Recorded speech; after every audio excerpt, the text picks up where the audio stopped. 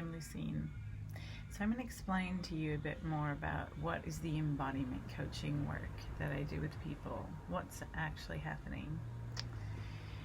So if you're on any sort of personal growth or development journey, you've probably realized that at some point in your life, you develop some coping mechanisms or ways of being, defenses, because at some point in your life that was the best strategy you had to deal with something that felt too frightening or overwhelming, or just basically you didn't have the resources at that point in your life to handle it.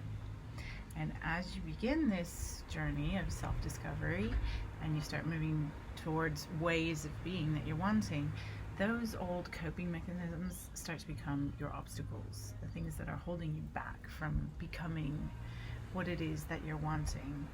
You don't always have to know even what those are, but you just know that there's a part of you that gets in the way, or a part of you that gets confused, or part of you that's not on board with this intention that you have for your life.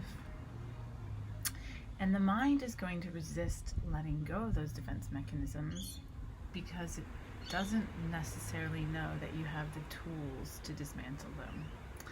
So essentially our work in embodiment coaching is to practice over and over building the tools and the resources from your embodiment or emotional process until eventually your mind begins to trust that there actually is something substantial that it can rest into.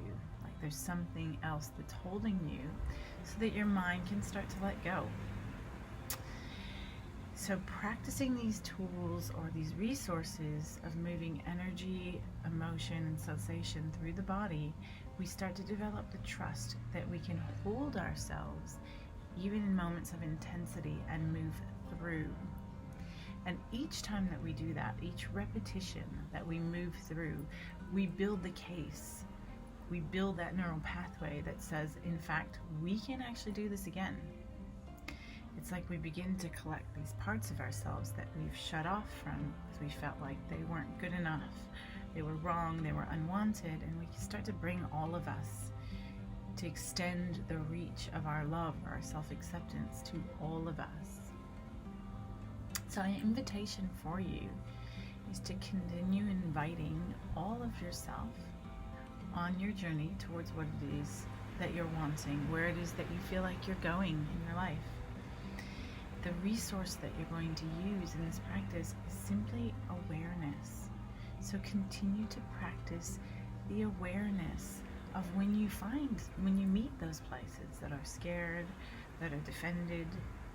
Imagine like you're holding yourself as if you would hold a child who is frightened or scared, like you were wrapping your arms around yourself.